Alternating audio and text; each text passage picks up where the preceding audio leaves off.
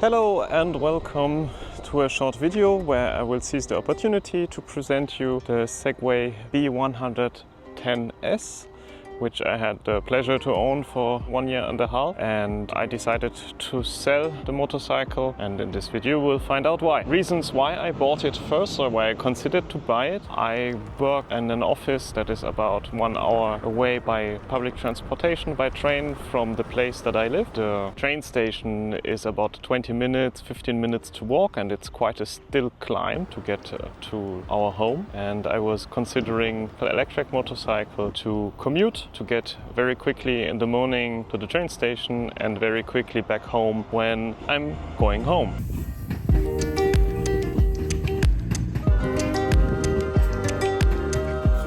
Also, maybe as a side note, I am Swiss, and so the regulation and all the laws that I will talk about are the Swiss ones. It's very similar to European law, but the rules are a little bit different, especially about motorcycles in Switzerland. The motorcycles that have pedals, like bicycles, are usually a little bit easier to be registered. The Segway has 1.2 kilowatt of power, so it cannot be registered as like bike with electric power.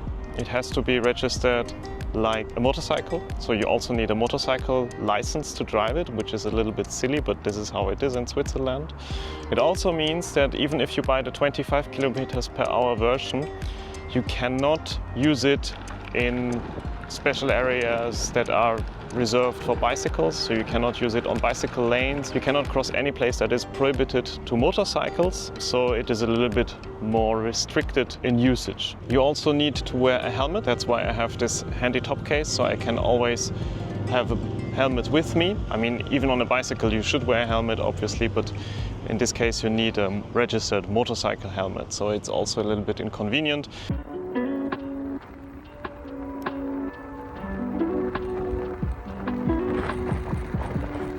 It's pretty powerful. It has, as I said, 1.2 kilowatt, so with it you can climb also hilly areas. I live up this mountain, and that's a climb of about 20%. So this is something that walking is already exhausting. By e-bike, well, you need a powerful e-bike to climb well this mountain. What has to be said is that it's extremely comfortable. The seat is very, very comfortable, and the suspension is very soft. So even if you drive on bad roads or you travel on cobblestone, the suspension is so soft you will never have a problem driving on that. It's also very easy to access. You have this handy key card that you just put on the display, and then it activates automatically. You don't need to put in a key. Of course, you need to carry a key if you want to use the motor case for putting the helmet, and you have an emergency key for opening the area where the battery is stored. You can also use an app to open the bicycle, so you register on your phone the motorcycle, and then you can, in theory, use your phone to unlock it. The problem is that in order to use the Segway app for unlocking your bike, you have to register in China, and you have to give the right to the app to locate your phone at any moment. Not only if you're using the app, so you cannot say like, I'm just using the app to open the phone. No, that does not work. The app has to know all the time where you are, which has a considerable effect, of course, on battery. Yeah, it's also a privacy matter. I don't like when apps can always see where I am, so I'm not using that option. But it's also not too bad, because you need to carry the key in any case, so you can access the helmet if you store it in the bike, so it's not that big of a problem.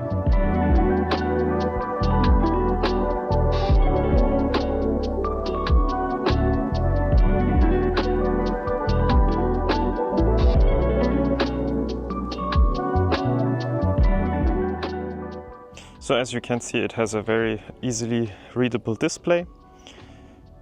It shows the speed in the middle or the mode that it is in. Now it is in park. You cannot read it very well because of video issues, but for someone who's standing in front of it, it's very easily to be seen. There's the battery status. You have a status light that is linked to the mode that you're in, your Bluetooth mode, so it says that it's connected to my app. and the odometer, how much kilometers we run with it. So in order to ride, now it is in park mode, you need to press the switch when you are sitting on it, then the light turns green and you know that you can drive the motorcycle. Cruise control, it has a cruise control function when you're driving and holding the gas.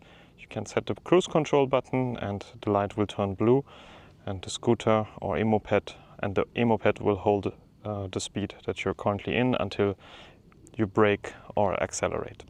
Talking about the app, I mean, there is the problem with privacy about remote unlocking your bike, but on the other hand, the app is very efficient. It shows you functions like data of the vehicle, you can update the firmware from it, it gives you information and tutorials, you can customize some settings about, for example, theft control or the lights, how it should behave when you turn it off and on.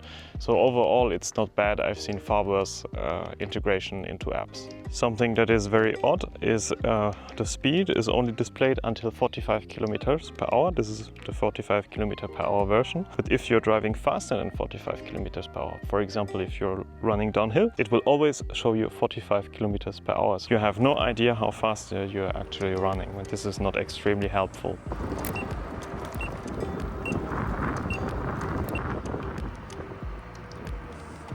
The quality of the bike, it's very cheaply made. You will see the materials of the surfaces, extremely cheap.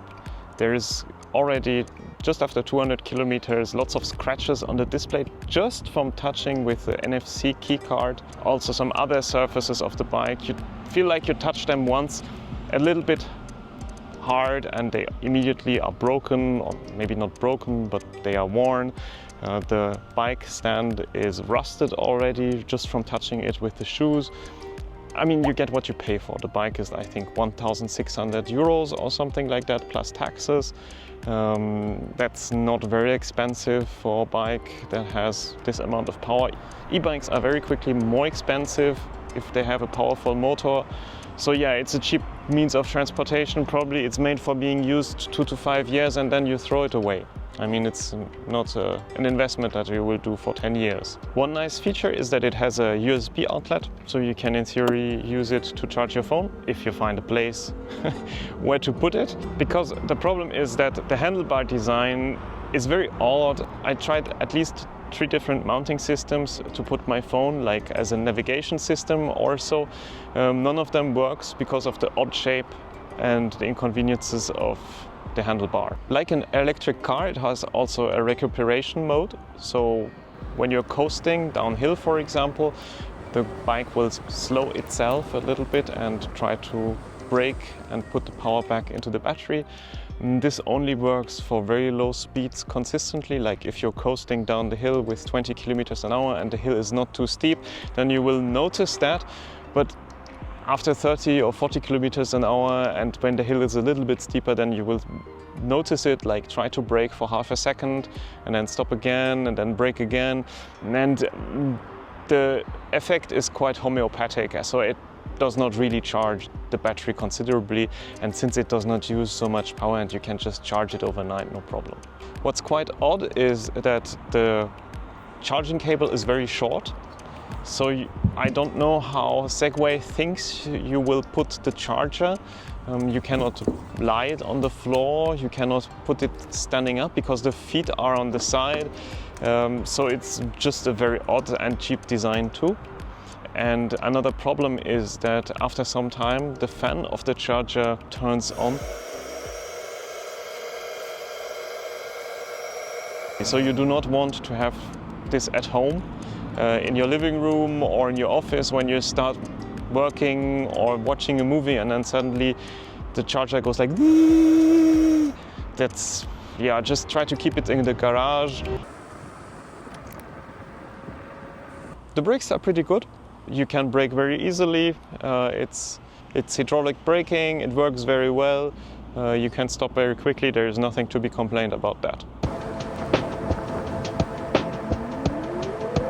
Also, I have a motorcycle license since 10 years now. I drove quite a few motorcycles, but what I have to say is this thing is extremely fun to drive. I mean, it's slow, okay, it doesn't accelerate very fast, okay, but it's so agile and so nifty to drive. I enjoy every time when I go to work or drive around inside of the town. It's very fun. So that's definitely one of the positive aspects of this bike. It has one issue, it has a fixed light that is LED and looks very cool, but it only shines in one angle. If you drive it during the night, outside of areas where there is street light, well, it's absolutely useless. You see like a spot about 5 meters in front of you, nothing else further. And yeah, this is too dangerous to drive during the night. So for example, driving in the countryside in the night, forget it. Except if you buy accessory light, like on a bicycle, that you can use for longer distances. But as it comes, you cannot use it in the dark, except in areas that have street lights. So now let's come to the biggest issue. It's that it's somewhat useless, or it's not totally useless, but it can't do anything better than a very good e-bike, like a bicycle with an assisting engine. Because of the rules, at least in Switzerland, you cannot use it very flexibly. You have to have a helmet, you are not allowed to drive where a bicycle is allowed to drive. But it also doesn't have very much advantages. I mean, it's a little bit faster. Okay, you don't have to pedal, that's nice, but on a strong e-bike, pedaling is not that much of a problem. You just pedal a little bit and the bike is accelerating mostly by itself. A strong e-bike that has, for example, a Bosch performance engine that has around 60-65 Newton meters of torque, well, you can climb mountains very easily with that too, so you don't need a motorcycle for that. But you have usually much more flexibility about adding luggages, whereas here you can just put a little bit of things inside of the top case, which is enough for daily grocery. Whereas on an e-bike, usually you can, for example, put a rack and then you can carry your weekly groceries without any issue. So within the last year, I drove about 200 kilometers with it, because most of the daily things I did them with the e-bike. And now I have to come to the conclusion that, well, I don't need it. I mean, it's just there to be in the garage, and maybe if I have fun driving it, then I drive it. So the e-bike is much more useful, and this is why I'm selling the Segway.